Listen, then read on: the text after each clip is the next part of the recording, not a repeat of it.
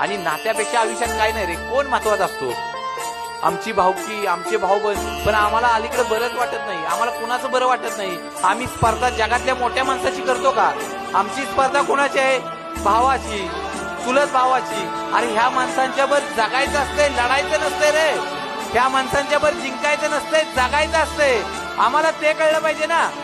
आम्ही आमच्याच माणसांच्या बरोबर लढण्याचा प्रयत्न करतो. अरे स्पर्धा करायची ना, जगात अनेक मोठी माणसं आहेत ना, करा ना त्यांच्या बरोबर स्पर्धा.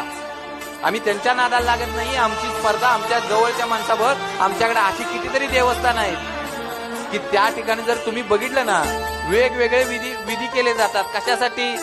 माझ्या भावाचं वाईट होऊ दे, माझ्या जावेचं वाईट होऊ दे, माझ्या नंदेचं वाईट होऊ दे. अरे आपल्या जवळच्याच माणसांच्या बाबतीत आपल्या काळजात इतकी घाण आहे का रे?